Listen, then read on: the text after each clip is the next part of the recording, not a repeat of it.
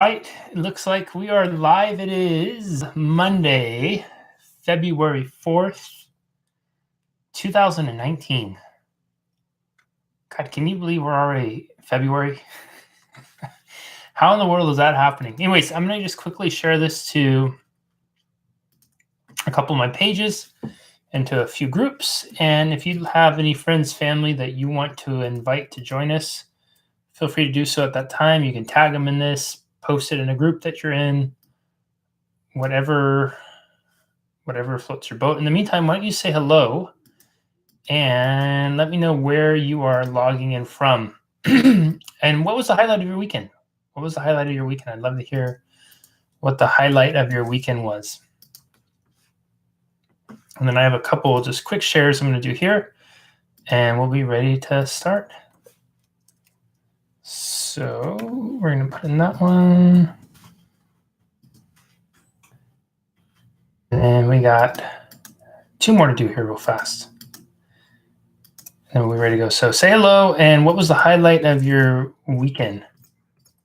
No.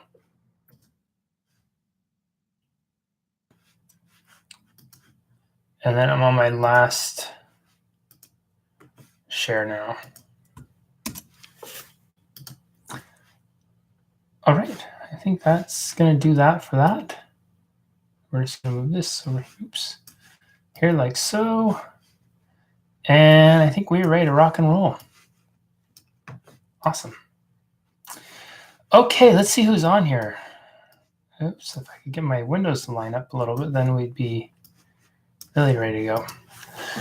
Oh, we got to give it a second because my computer's not loading it up quite yet. So, okay, there we go. Linda, hey, Linda. Brenda Lee, what's up, Brenda Lee? How are you? Lisa, loving the shirt. Yes, me too. Hey, Violet, good to see you on here. Violet, I hope this is going to make your gratitude post this time instead of just skirting it for whatever else. Foxborough, Massachusetts, good to see you on here. Highlight was staying inside at -40. Goodness gracious. Gail, hey, Gail, Super Bowl ads. Gail, what did you think of the Super Bowl ads this year? I thought they were a little... there wasn't any that I thought were overly stand out. I mean, there's a couple. The one with, what was it, the Stella Artois with the dude and Sex in the City, Sarah Jessica Parker, that was pretty funny. But that was more of a low light. Hey, Amanda, good to see you on here. Highlight from his gang to go horseback riding. Oh, awesome. Congratulations. That sounds great. Finally had some decent weather. Yeah, I had a that was in Tennessee, and they sent me a picture and was talking about how much nicer the weather had been.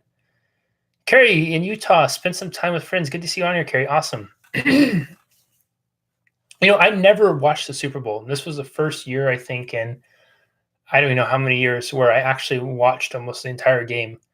And if you're interested in, there's on my personal page, there's a discussion going on right now over the topless Adam Levine, and I was just curious what people thought about it. I think that and I'm not going to get into this. I don't want to take away from what we're here to talk about right now, but I just threw it out there. I thought there was kind of a double standard that he could run around topless, and then Janet Jackson got in trouble and all sorts of things for her wardrobe malfunction. I think if it's going to be an NFL event and they're going to allow nipples for one person, why not allow nipples for everybody? Or if it's going to be an NFL event and nobody's allowed to have nipples out, then just make it universal. And then maybe we can move on from this and we don't have to keep getting so worked up over our anatomy. But anyways, that was just kind of my takeaway from it. That was the topic of discussion seemed to got to be one of the most prevalent because the game didn't seem very exciting and the commercials were kind of meh. And there was no trailers for the movies I wanted to see. Well, I guess Avengers was on there, so that was good. But no Godzilla trailer, none of those types of things. So anyways, that's aside. Let's focus on what we're here for today.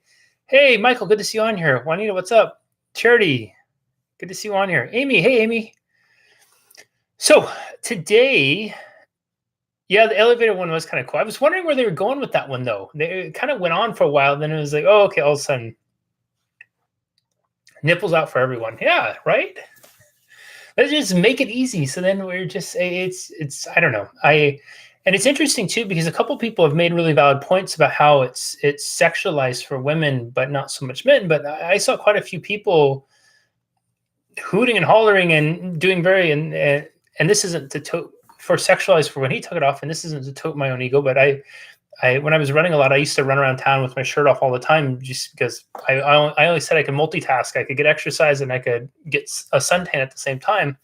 And I got some very interesting comments from folks that were, I don't know if I were to put it delicately, PG, X-rated, R-rated. So I think that the male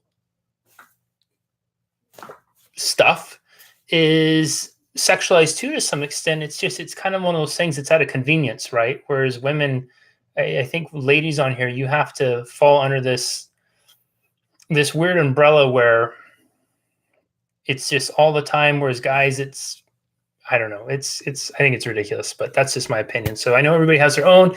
So if you want to get in on that discussion, hop over to my page, but that's not what we're here about. That's on my personal Facebook page. I really want to serve you today, and we're going to do this week, we're going to be focusing in on loss and healing from loss. So a few quick updates while we get started with that. Bobby, missed your post. Oh, I'm glad you're on here, Bobby. You know what? They've made it so hard to get people's posts now that you have to like a page. As I understand, you have to like a page. You have to subscribe to a page. You have to click see first to a page. You have to interact on a page to make sure you see stuff that comes in from pages. Anyways, so we'll get to that at the end. A couple quick updates. Number one, there is a little different schedule this week. I am probably going to be unavailable most of the day Friday, so I'm leaving Fridays to be determined. Right now, I'm not sure if it's going to happen or not. But if it does, you want to be sure to subscribe to our email reminder list for the Facebook Lives, and you can do that with the link I just threw up there. And this way, you'll be able to stay up to date on anything. You won't miss out on any of the lives. But so what we're going to do is we're going to have our Monday, Tuesday, Wednesday one, and then we're going to do our Q&A on Thursday this week instead of Friday. Incidentally, those of you who logged into the Q&A last week on Friday, was that helpful? Did you like doing a Q&A like that at the end of the week? Was the answers helpful? Was the format helpful? You know, feedback on that's always appreciated. The second thing, we're going to have some different times this week. My schedule's a little wonky, so tomorrow, Tuesday's live, we're going to test out a 5 p.m. time slot, and then Wednesday's live, we're going to do a 3 p.m. So part of this is for my schedule, and then Thursday, I think, is 1 p.m. All these are Pacific time. Is my schedule. I have a board meeting that I go to on Wednesday, and then it's just I had a couple schedule changes for tomorrow. So, and then also I want to test out some different times with this to make this content as accessible for people as possible. So that's part of the reason with that. Update on the TED Talk. I see I got my little shirt on today. We're closing in on 1,400 views in the first 10 days. I think that's pretty damn good. So I have all of you to thank for that. Thank you. If you've seen the TED Talk yet, I would love to hear your thoughts, your feedback on it. And if you have seen it, huge favor to ask. Please, if you haven't done so already, put a thumbs up on that video on YouTube and then leave a little comment. The more engagement that we put out there on that, the more it's going to go, YouTube's going to populate it out to other people. And the more we can get that populated out to other people, the less you have to hear me say, hey, let's get that out to other people. Although I want you all to share it if you find value in it. So my mission, and now all of our mission, I hope, is to get that message in front of 1 million people before the end of the year, as I really, really believe it's a message that can make a profound difference in people's lives, as I hope it has with those of you who have taken the time to watch it so far. It's definitely been a labor of love for quite some time. It's a real honor to see it out there now and going as well as it is. So that's it for updates. Let's dive in. So, real quick too, for those of you, this is your first time here, what we do on Mondays is I encourage you to post a goal you have for this week or a specific set of goals. It can be related to what we're going to touch on today, or it could be something completely different. The reason why is it gives accountability. You have all these other people who can watch, who can hold you accountable to it. Two, putting your goals out there into the world, it really helps you find the right people who can support that goal happening. The reason you hear me every single day talking about the TED Talk, talking about getting it out in front of at least 1 million people, is because that's a big goal for me this year. I really believe that message could reach 1 million people. And I think that if I keep putting it out there, what's going to happen is it's going to find the ears and eyes of people who need to see it, who are inclined to share it, who can get it in front of other audiences and stuff. So I encourage you to put your goal in the comments, and that way you have folks hold you accountable. Then what we'll do is in the last live of the week, we'll give an update about how we did with our goals. So my goal this week is to get the TED Talk up past 2,500 views, I think it's almost 1,400 right now. So we're effectively doubling that in between now and the end of the week. That's my big goal. So I'd love to hear yours. And I think that's it for updates. So let's dive in. Today's topic is on when it comes to loss, you are not what you feel. When it comes to loss, you are not what you feel. So just a little of my background for those of you who don't know. My first foray really into the coaching world and helping people in the way I do now was through loss.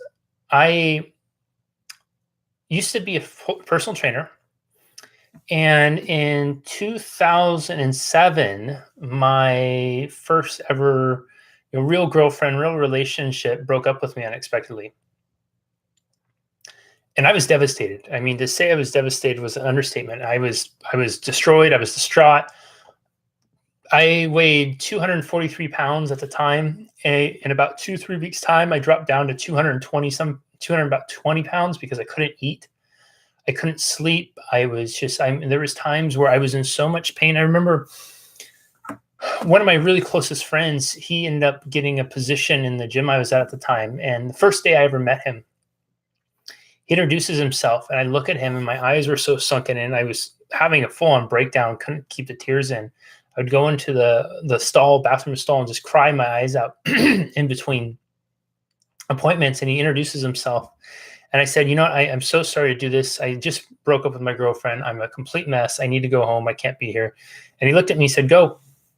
And that was the first time I met him. We joke about it now, these years later, but that was literally our first conversation. And I remember there was a time where I would go home and I was in so much pain. I had these emotions that I never felt, never experienced before, that I was on my knees, hands clasped, praying to God that I would either figure out how to get past this and through it, or that God would just end my life right then, because the pain seemed so great and so substantial. I didn't know what to do. I didn't have the tools I have now. I didn't have the life experience I had now. And it was so devastating for me.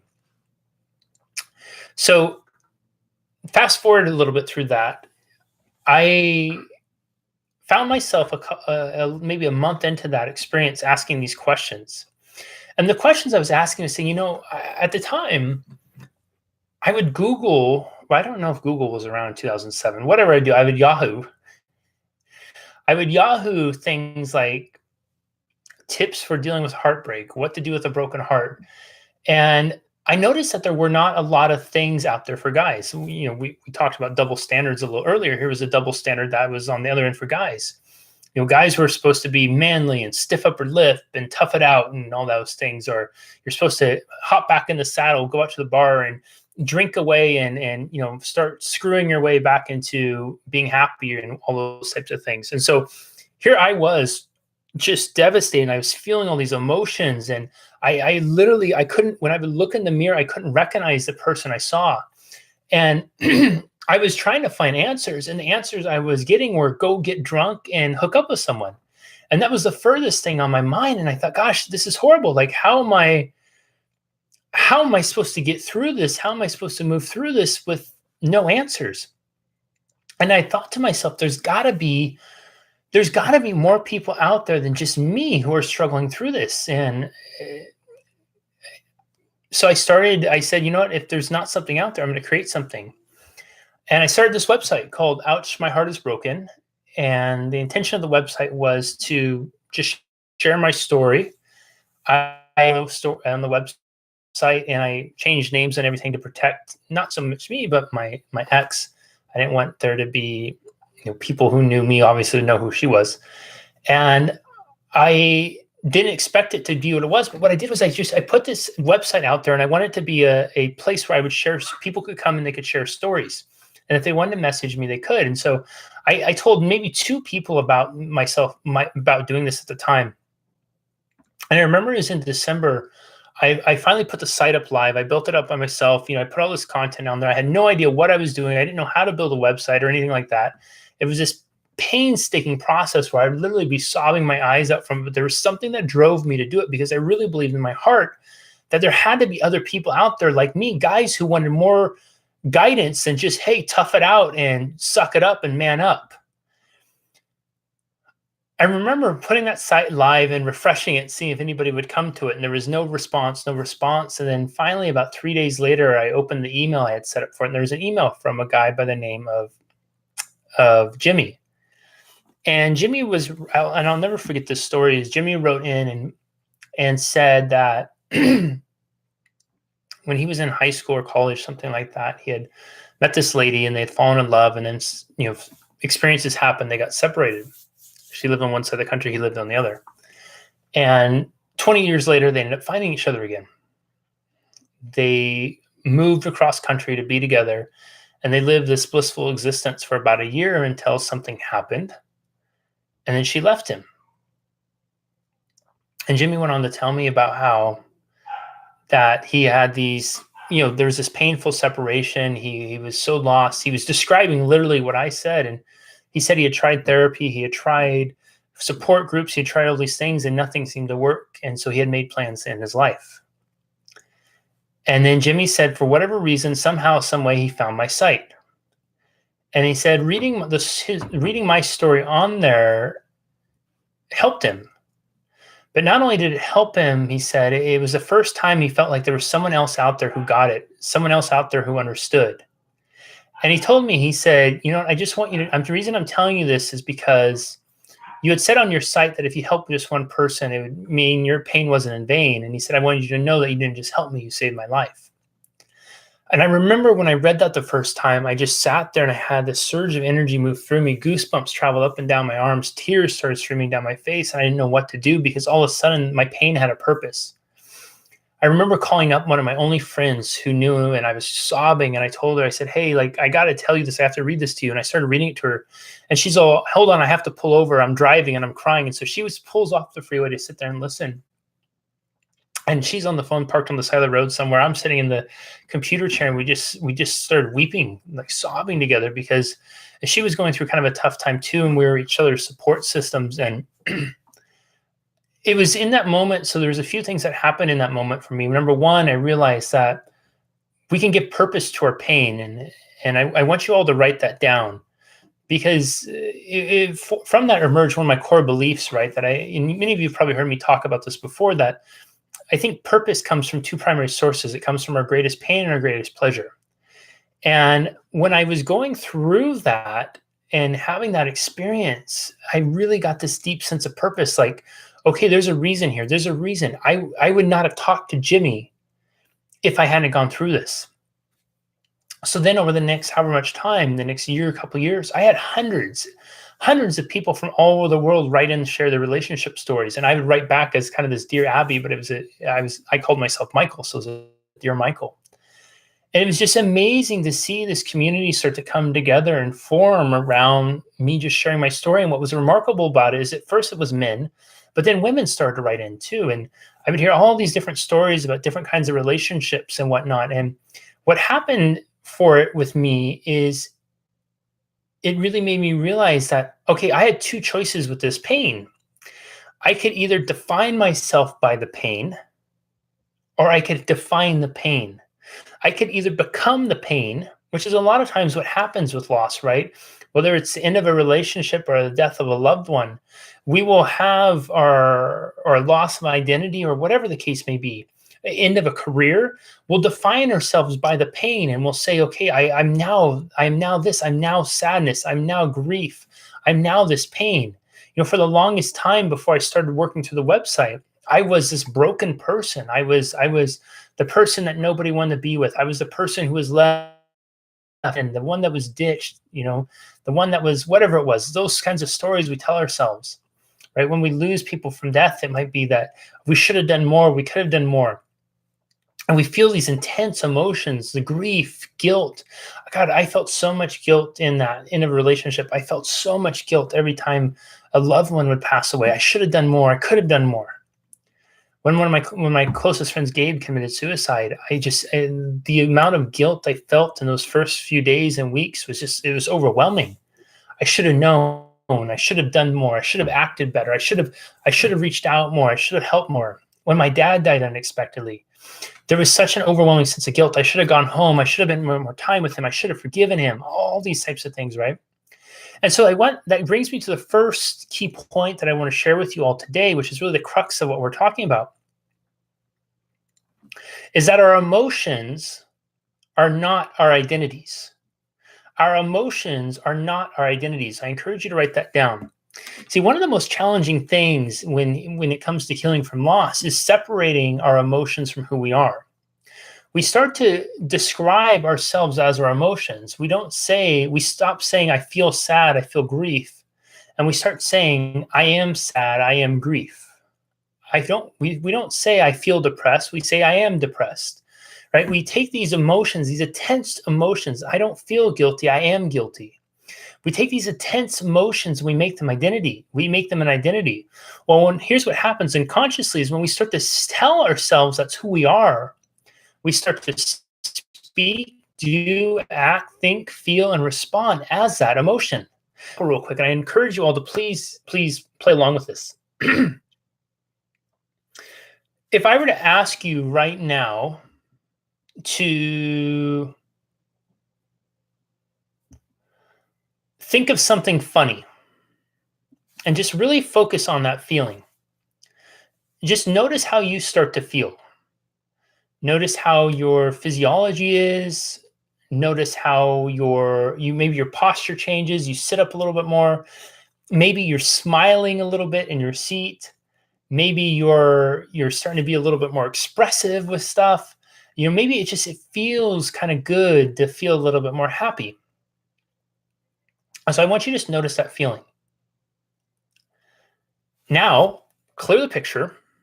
Think of something else. And then I want you to just think of a memory where you felt sad. Maybe it's a recent time you were let down, somebody disappointed you. And notice what's important here is to notice how you physiologically start to change. Do your shoulders start to slouch? Does your energy change from when you were feeling happy? Do you notice that the corners of your mouth start to droop down instead of going up like the smile it was before? Does your breath change? Do your shoulders start to slouch? Does your posture change? And just notice the difference. And then I want you to go ahead and we can clear that out because I don't want you to stay there. So think of something funny. Think of a dog chasing a chimpanzee around your front yard wearing a baseball cap. That's kind of a funny image. Okay, so from that experience, did you feel the difference? See, what we focus on is what we experience. And if we start to identify ourselves as being happy or sad, guess what? We're going to eventually be those things. Because all I did was cue you to feel or to focus on emotion, focus on a memory. And then physiologically, you started to change. And now I want you to notice something with this. If I just said, okay, right now, whatever you're doing, go ahead and slouch your shoulders. Kind of lower your eyes. Make a big sigh. Maybe you just relax your muscles of your face so it almost feels like you're kind of frowning or sulking. Maybe turn your head towards the ground and slouch your posture a little bit more. Allow your breath to be a little bit more shallow. And just notice how it feels to be here. Maybe a little sad, maybe a little bummed out. Now change your posture, sit up nice and tall. Push your heart to the ceiling. Shoulders back, nice tight, nice good posture. And smile. And just notice how it feels. See, our energy is going to flow where our attention goes. And so if we're focusing on being those emotions, if we start to identify ourselves as being sad, I am depressed, I am guilty, I am this, our physiology is going to change to adjust it. And so then what happens is we start to label ourselves that, we start to become that. But that's not who you are. You're not your emotions. They're feelings you feel. So just like in the example before where you felt happy 1 second, then you could feel sad the next, just by a cue, just by an adjustment in posture, you could change how you're feeling. Does this make sense? Is this helpful so far? Make sense? Oh, and it looks like there's a little delay, so I'll just give it a second. I want to make sure you're all with me on this.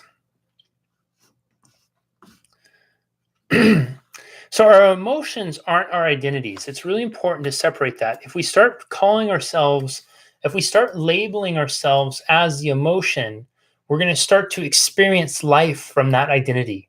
We'll start to feel, and because we can physiologically adjust ourselves to express that emotion constantly if that's what we're focusing on. So if we're putting on the hat that's called I am, it's very easy to replicate that time and time again. Okay, cool. Thank you for the feedback. This is making sense. Good.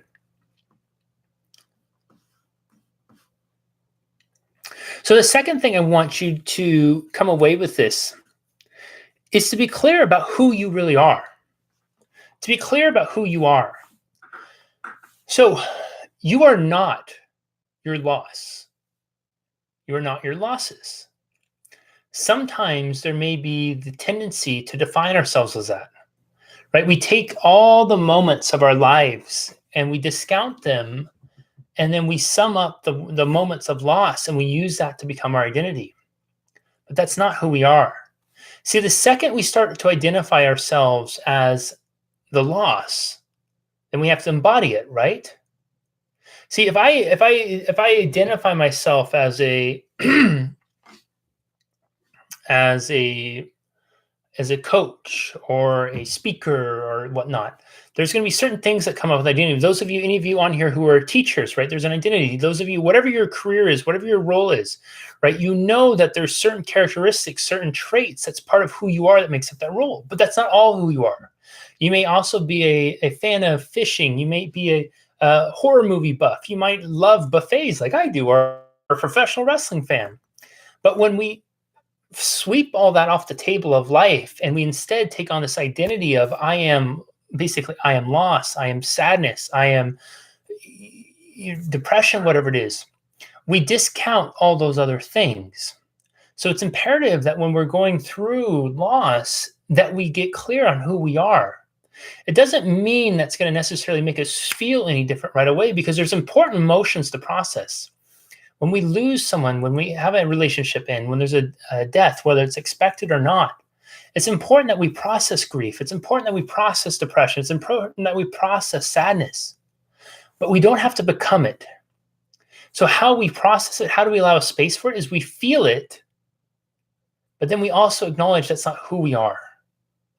I can feel it. I could express all the sadness, all the tears for the loss. But then I can also remind myself that in between my snot sobs and in between the ugly crying, in between all that I'm also someone who likes WWE, professional wrestling. And maybe that little bit of levity brings a little bit of levity to the state I'm in.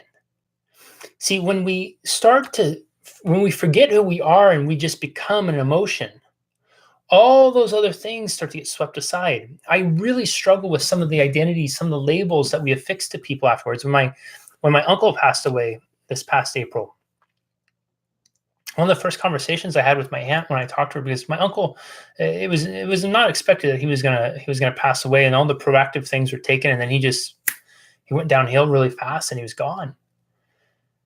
And one of the conversations I had with my aunt after that loss is she started to say, they were married for over 40 years. She started to say, well, I'm going into a new chapter of my life as a widow. And I stopped her and said, that's not who you are. If you start to identify yourself as that, and that starts to become the hat you wear, then you're going to see, feel, do, and act the characteristics of it. And that's not saying that has to be a negative thing. It doesn't have to be negative or positive. It's just typically with that, when you put on that identity, it's a slippery slope, because in that she's forgetting who she is. See, she's still the same person, but there's a dramatic piece of her life that's changed. But who she is as a human being may evolve and grow, but she doesn't have to restrict that just to the labels of loss. Being a widow, being a widower, being broken, those kinds of things, right? She's still who she was. I was telling her, I call her Annie Di. She's still my Annie Di. I'm not going to call her a widow Di or anti-widow. And that's not to make light or small of anything that happened. What it is to say is it is important for her in that time to still recognize who she is. Because she didn't identify herself, because if you go down that slippery slope of starting to take on losing your identity and summing it up into these few words that we associate around loss, it's easy to get into the spiral and fall into the trap of it all. And that's where we struggle to get out of it. That's where we stay stuck. Is that making sense so far? So the third thing I want to give to this, and then I'm going to open up for questions and comments after this. I've kind of alluded to it already, but we want to separate, and I encourage you all to write this down, separate your emotions from your identities. Separate your emotions from your identities. Remember, what you feel is not who you are. How do we do that? Language is life. You've probably heard me say this before, but I'm saying it again right now. Language is life. I want you to imagine that your language, the words that come out of your mouth, they're like a brush for an artist. And the words you use are the brush strokes that you apply to the canvas that's your life. And if the words you use, the words you choose, are always ones of sadness, grief, despair, depression, those types of things that are very common for us to go into and have that be our sole focus after loss, then those are the brush strokes. That's the marks you're making on your canvas. And so your external experience will reflect that. But that's not all who you are.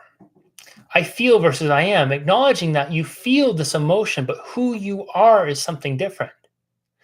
I am a human being that feels a lot of grief right now. But just because I'm feeling it right now doesn't mean I have to feel it at all, or at the very least to the degree I'm feeling it right now in the next moment. See, when we separate it as a feeling, we allow ourselves to have a choice. But when it becomes an identity, we start to toss our available choices away. I can feel a lot of grief right now. And in the next moment, I can also feel happy. But I'm still Jesse in each moment. I'm still a guy. I'm still a TEDx speaker, right? Those are identities that stay fixed. They're not emotions. So I can carry it through them and I can say, I'm Jesse, here I am, this is who I am. And I feel this in this moment, and then I can feel this in this moment. But if I say, I am sad, I am sadness, then no matter what happens in the next moment, I'm still going to be sadness. And can you see where this presents a really big challenge on how to heal from loss?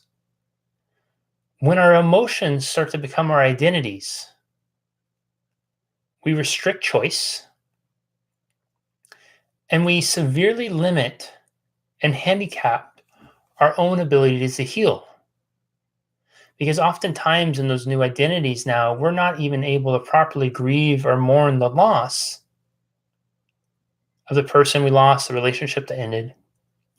Because much of what we're doing in that is grieving and mourning the identity of what we gave up. By forgetting who we were and becoming the emotion instead. Does this make sense? Is this helpful? So really quick, I'm going to recap this all, and then I'm going to open it up for questions. So quick recap. We started off with emotions are our identities, right? Everything kind of plays into this. It's very important to recognize that who we are and what we feel are two different things. There's a big difference between saying, I feel sad versus I am sad. When we start to put on the hat of identity of an emotion and we start to wear it around and become that, that's where we're going to struggle to get stuck. And it goes beyond just feeling the emotion, the raw, horrible emotion of loss, and then having that be a sticking point with us for so long. It's important to separate who we are, recognizing that we may feel something, but we're also this person, right? We're not these labels. We're not these identities. I use the example of my aunt. She started to label herself as being a widow, and I was saying, hey, let's not put that hat on. Let's not give yourself that identity. There's likely several others that you can choose who you are. You're my aunt. You're a sister. You're a mom. You're all those things. Right? Let's focus on those and then just feel the feelings. Let's process the emotion, but not be so quick to put on the label that might restrict the quality of your life. And last but not least, we want to separate the emotion from who we are. It's a big difference. Language is life, so it's a difference of saying I am versus I feel. It seems subtle, it seems silly, but I promise you, and any of you who did the exercise with me before can attest to this, that our emotions can shift like that.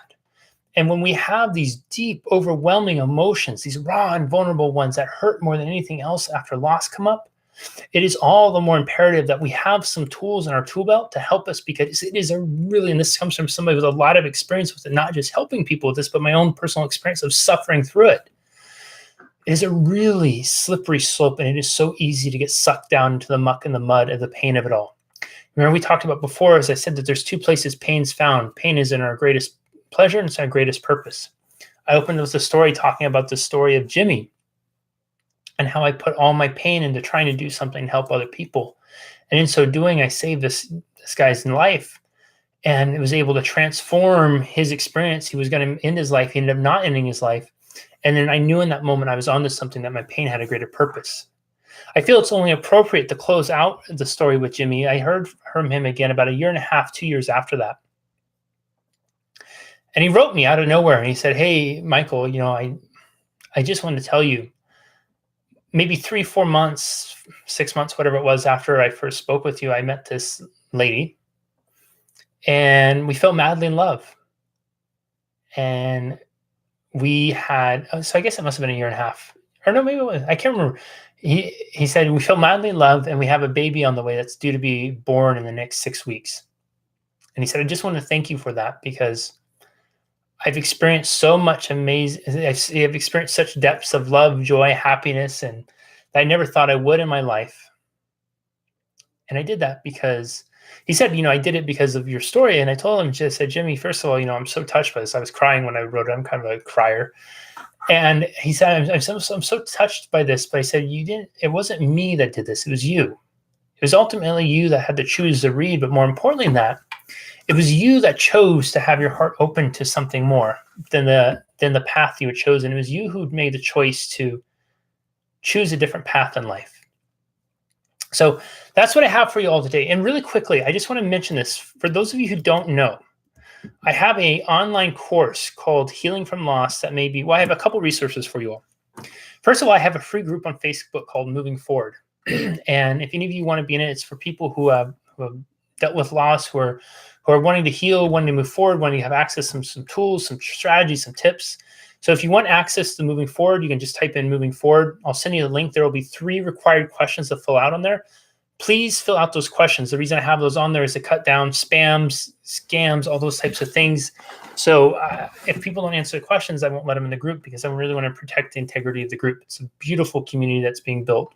The second thing is, I have an online course that's called Healing from Loss. The course is normally $297, and for this week, I'm going to be offering it for $97 for those of you who sign up for it from the Facebook Live. So if you want to sign up for it, all you have to do is just click that link, and then it'll take you to the site. You'll be able to fill it, sign up for it. It'll be delivered right to your inbox. There'll be 6 videos that'll come over 6 consecutive weeks.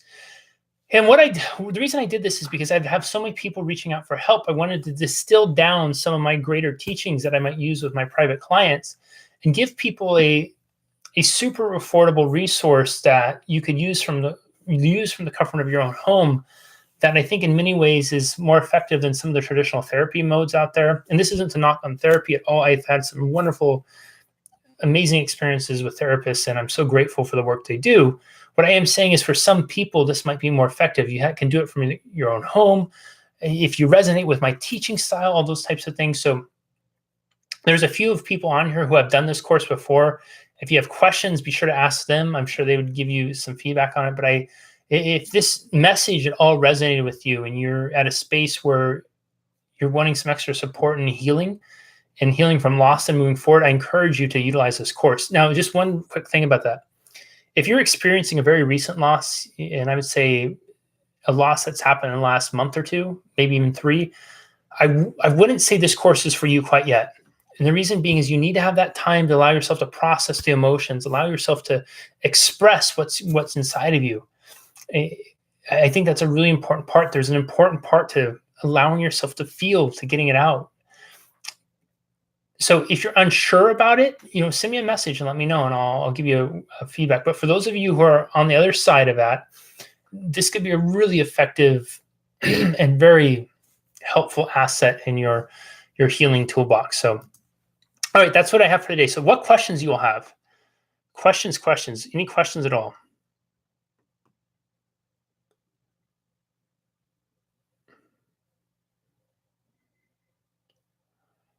Questions. I appreciate those of you who commented and said this was helpful. Yes, it's helpful. Hey, Renata, good to see you on here.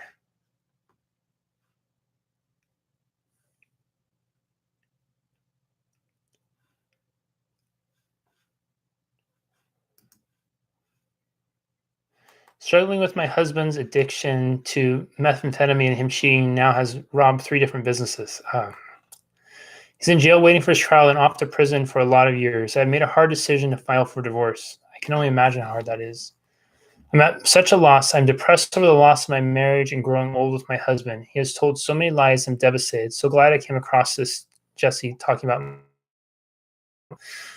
Bobby. First of all, I guess a few things. Number one, my heart goes out to you for what you're going through. And I really honor you for opening up and sharing and sharing, because in allowing yourself to be vulnerable with that, because for a few reasons. Number one, it's never easy to do that. But number two, you have 2 different losses going on here, right? There's this end of a relationship, but there's also, I think, one of the losses that doesn't necessarily get articulated enough, and is often found interwoven with all the other losses, is this loss of an identity. The identity, the belief that we had of who we were or who we were going to become, and our paths staying with this person through our life, a partner, whatnot, the way we had visualized our life. And we don't often acknowledge that loss of identity, but that's, I think in some cases, it's even the more painful one, because we put so much of who we are in the next 5, 10, 20, 30 years. So I really appreciate you opening up and sharing that and talking about it. And if I can help support you in any way, don't hesitate to reach out and I think that, just allowing yourself to speak it out and get the words out and expressing it, that's a huge and really strong step forward for you.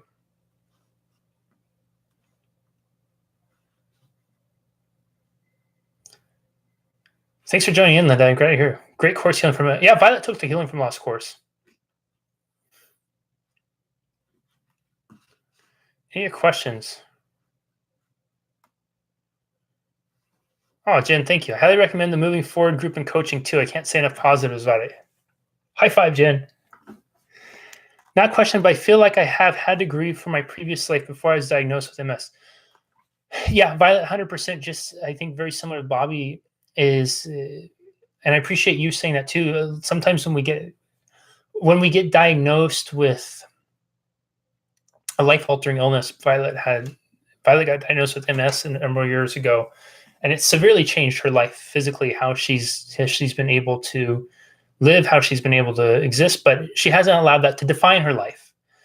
And that's a really key thing here. And I think Violet, and I'm using Violet as an example right now because she said something, and because I know Violet, and Violet's taken a ton of my courses. She's attended live events, and I know the type of human being that Violet is. And I think Violet is an excellent example of choosing to define her loss rather than allowing her loss to define her. Because it would have been really easy for her to say, I have this MS, and now I can't do this, I can't do this, I can't do this, and then feel all those emotions that come up with it. And a lot of people would go and say, yeah, boy, that fucking sucks, and that would be her life, and it just gets reinforced. And we're going to talk a little bit more about how people's opinions are one of the biggest obstacles to our healing. We're going to get into that on Wednesday. She's acknowledged that she feels certain things, but she's very conscious about defining who she is, and that's transformative. And I really, Violet, thank you for opening up and sharing that. Questions?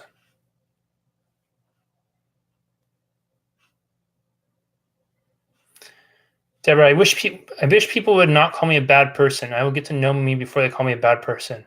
I'm a beautiful female who have made hard decisions. My life is not rainbows, cupcakes, and sprinkles on top.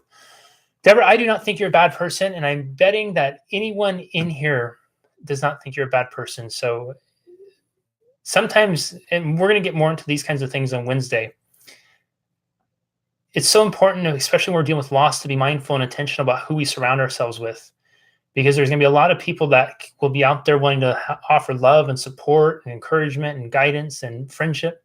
And there's going to be a few who won't. And one of the things that we have to do for our own self-care, our own healing, is really be intentional about who we surround ourselves with.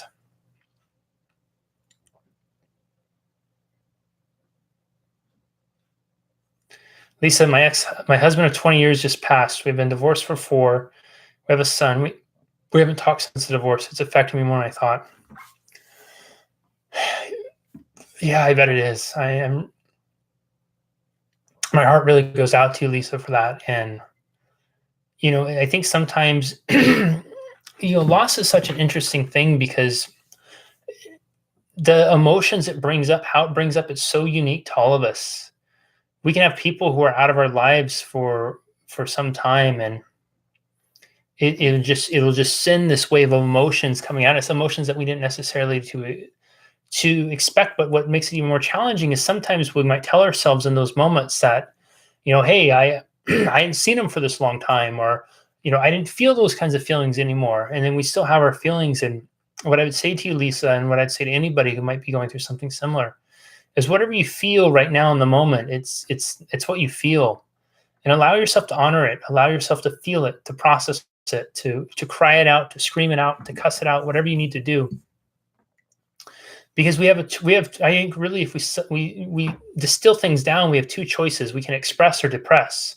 You've all heard me use probably the trash compactor analogy before, where if we depress, we keep pushing things down, we bottle it up. Eventually our system gets toxic, and it goes overloads. This is where we start to feel sickness, depression, anxiety, all those things in mass quantities, because we haven't expressed it. We haven't let it go. And expressing it would be taking the trash out, emptying it out. We'll still fill it back up, and faster than we normally would when we're going through stuff like that. But what we do is we give ourselves space to fill it up. And we're not going to be in a safe space where we run it over. So there's going to be this raw and horrible pain. There's going to be all the different emotions, thoughts, and whatnot going on. And they're all what you're meant to think and feel right now, but just allow yourself to express that, feel it, talk it out. I'm so proud of you for opening up and sharing it in here, because that act of expression is that much less emotional weight and burden that you have to bear. And I hope that in expressing it, you've allowed yourself a little bit of space to feel some relief from it too.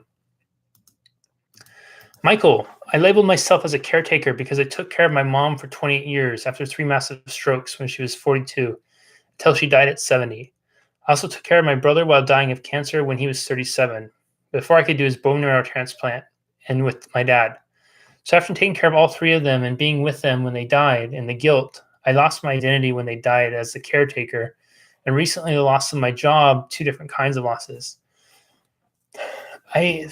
Michael, I honor so much your openness to sharing, and I think that what you just spoke of is, again, this loss of identity. So here you have these losses of people, people who were family members, friends, people who you felt, I don't know what your relationships were to all of them, but people who you felt that you cared enough for, or you felt the obligation to, the responsibility to be there for them, to take care of them, to support them as they passed and they transitioned.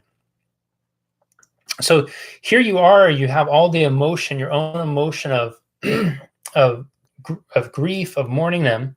But then it sounds like you have another person almost right afterwards that you're not even able to fully express that emotion, because now you have to move into caretaker for the next person, and then the next person. I I can so relate to this in many ways, because for much of my life I've been say a professional caretaker, not saying I actually earn an income from it, but I've just made a lot of my life about caretaking other people, taking care of people, doing their, trying to be there for everyone, trying to help everyone. I didn't have the boundaries I have now, or I didn't have the tools and the ability to separate things about people who, and emotions. And that's not here, there. I'm not going to get off on a tangent on that. I'm sorry. Scratch that. What I really want to do, Michael's focus on you and just say this is that we don't realize that necessarily in the moment those things happening, how much our identity can be wrapped up in in all these things, and how much we form an identity with it. One of the things that helps us get through the losses in that time is the identities we create for ourselves. But when the person passes with it, or the job ends, or whatever it is, the identity also goes with it too. And this is why it's so important to separate these things. It's easier said than done, which is why we're having a conversation about it right now, is because I want you to just recognize, acknowledge, and maybe that'd be great homework for all of you. And if some of you would be so bold enough to do it and just type in an I am statement. Who are you? Who are you? This might be a great goal for you to, if you haven't shared your goal this week, is what's your goal for who you are? Maybe your goal is you type in and say, I am a great practical joker. I am someone with an awesome sense of humor. And then your goal for this week is to make sure you laugh, is to make sure you help other people laugh, right? Make it your I am statement, because what happens is if we don't, and our identity is all wrapped into that caretaker role like Michael was, each time we lose and we experience loss, the loss is compounded because we never have ourselves. All we have then is this image, this identity we've created, and that identity keeps taking a beating over and over and over again. And as we lose more people, the fragility of the bond we have to it is less and less. The emotional payoff we get from it is less and less. But then we don't have anything to fall back on. If you have yourself, you always have this solid and strong foundation to come back to. Good comment. I have time for one other question. Is there one more question I can answer real fast?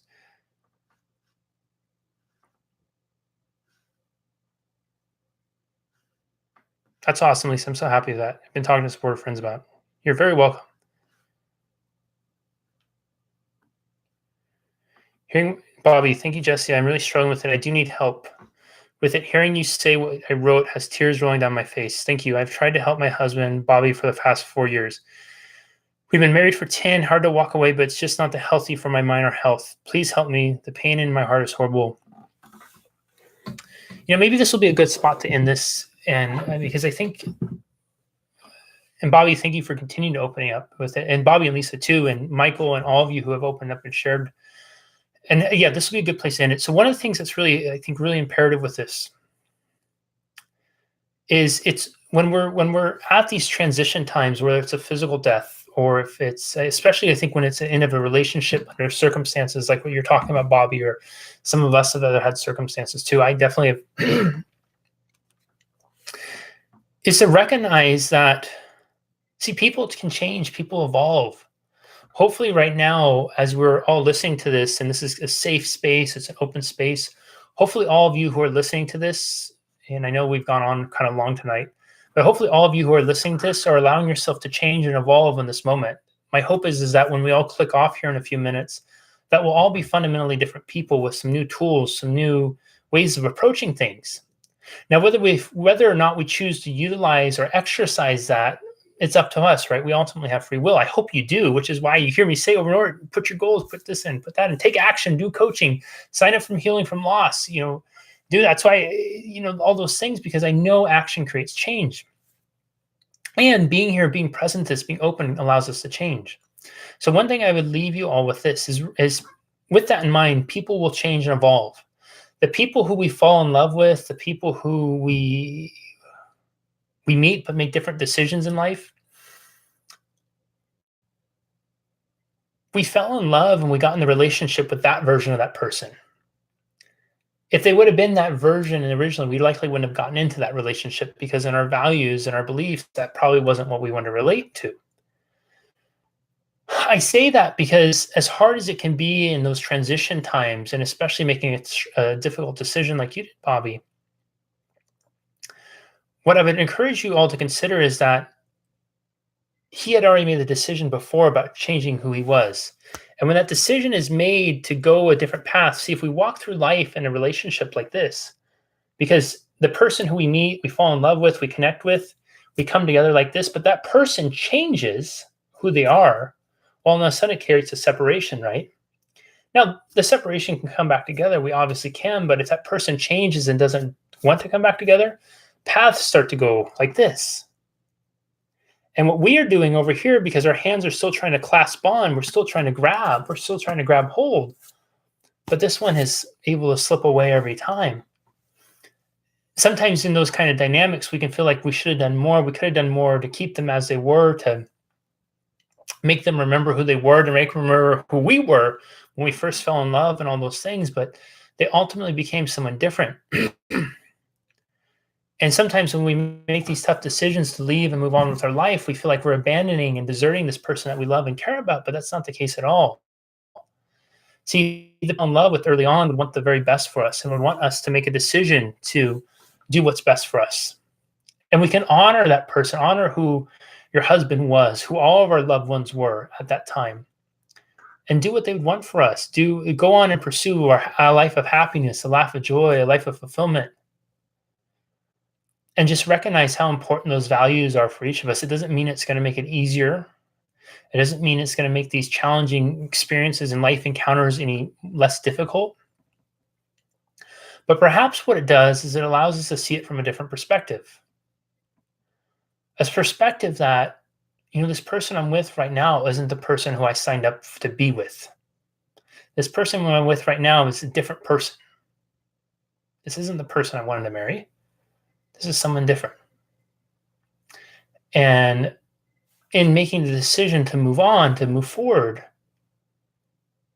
it's making the decision to value the quality of your life more and to value finding those other things, whether it's in another relationship or whether it's just with a relationship with yourself or your friends or whatever that is, those values that you once saw in that other person. So I hope that helps, Bobby. I hope that's helpful for everyone.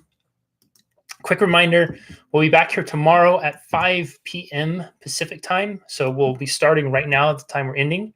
I hope that you all can, you can make it then. If you want to get access to that Healing from Loss course, I just put the link in there. I would love to have some of you doing that.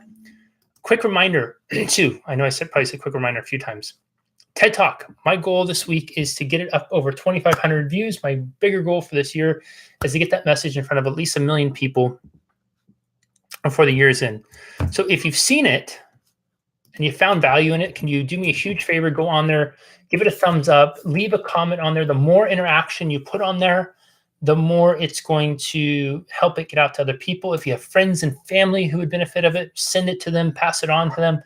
If you feel good enough about it, post it in a page. If you're in other groups and you think it might be helpful, pass it on to there. Please just feel free to share it. Because what I'm hoping is that my goal is now all of our goal, and we believe enough in this message. If you have questions about if Healing from Loss is right for you, if it's a good time for you to do it, message me, send me a message here. You can email me, whatever it is.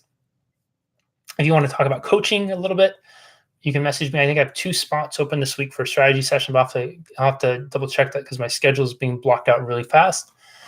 And those of you who have opened up and shared today, this week it can be kind of heavy. We're going to be diving all into loss this week, and I just really value and appreciate each of you who have been brave enough to open up and share, who have allowed yourself to be vulnerable like that. Thank you for that.